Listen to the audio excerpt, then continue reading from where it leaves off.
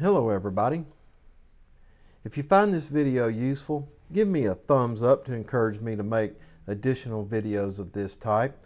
Also subscribe to my channel where you will find other safety videos and leadership training videos. Let's get started. First thing I'd like to talk about in this weekly recap is reporting. Team members should be encouraged to report all perceived hazards, near misses, incidents, and accidents. Why? Well, to share with others the experience so they might be aware of the hazards they face in their task performance.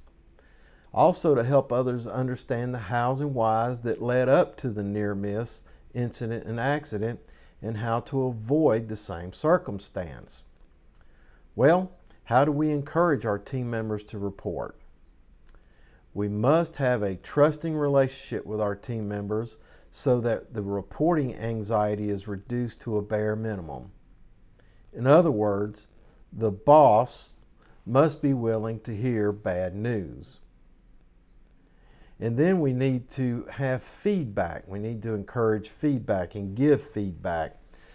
No one likes to offer information if they feel like they've wasted their breath talking about something that could lead to a mishap, or feel that the information they provide is disappearing into some black hole without any impact for improved safety. Let's encourage reporting so that it can result in a well-trained, safety-conscious workforce. Now, some of you may have noticed this week that I have not made my regular job site safety visits. Well, it's because I've been involved in a singular project this week. And we've had our challenges on the project with the full-time safety guy. And some of those are crane operations. The questions we need to ask ourselves is, do we fully understand the objective of the crane operation? Do we know what the scope of the work for the crane will be? What type of material will the crane be picking? Which direction will the crane swing or operate? It may be limited by buildings on some side, power lines. All these things need to be understood and how they could affect the operation of the crane and the work to be done. What are the crane's capacities in its configuration and swing radius? Have we checked the ground to ensure that it can support the crane and its intended load? How about the hazards associated with assembly and disassembly of the crane? Swing hazards, caught between hazards, struck by hazards when you're assembling and disassembling a crane, even fall hazards. Have we selected the proper rigging for the weight and rigging configuration for the loads to be lifted? Has there been a pre-lift meeting with all parties associated with the work? Have the crane operator and the signal person agreed on the type of signals to be used if they're outside of the standard?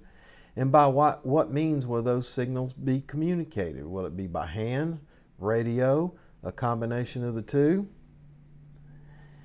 And then we have to worry about the rigging. Have we inspected the rigging and made sure that it has all its tags and is good to go to work? Have we got softeners to protect the rigging from sharp edges? On and on and on again. Next, we have to talk about ladders, ladder use, and ladder inspection. Cover some of the types of ladders.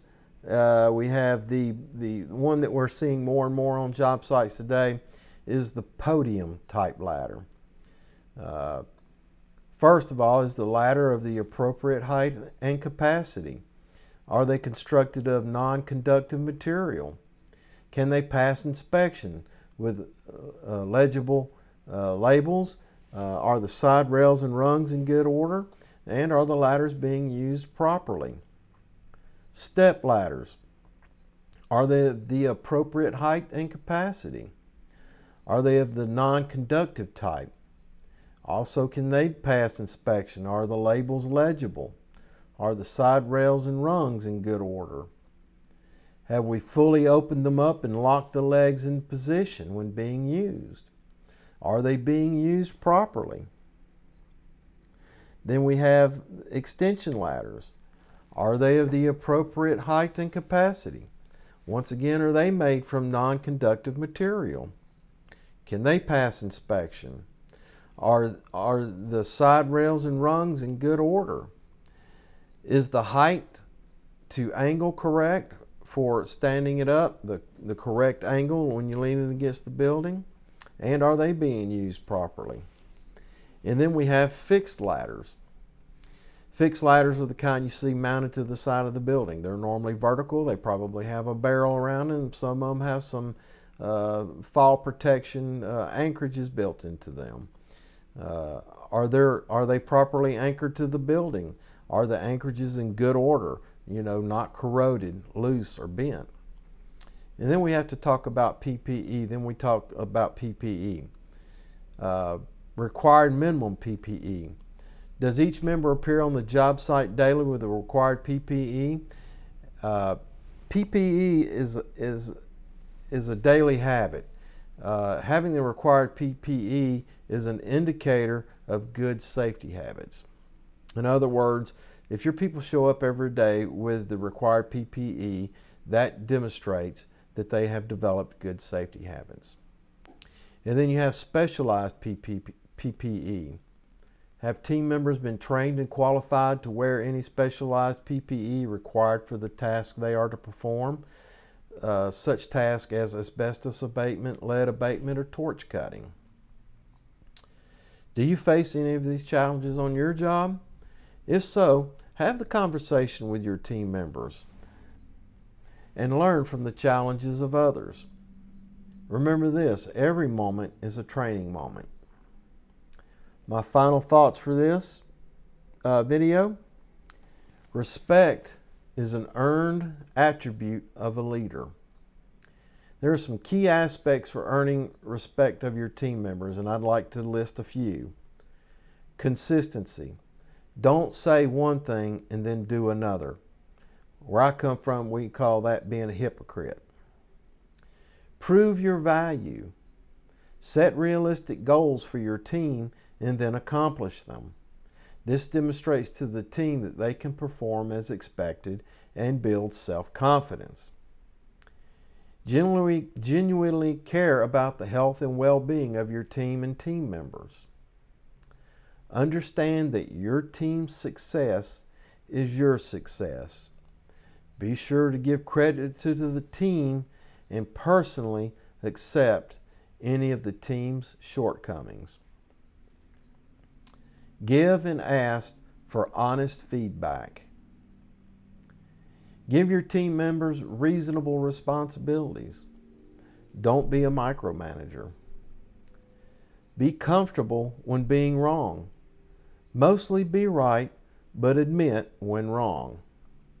Forgive yourself and team members for making mistakes. Show respect to others when they are right and wrong. Never disparage anyone. Be willing to offer additional coaching to weaker but deserving team members. Respect of team members results in a greater success rate, both in safety and production. If you found this video useful, give me a thumbs up. Subscribe to my channel where you will find other safety videos and leadership training videos.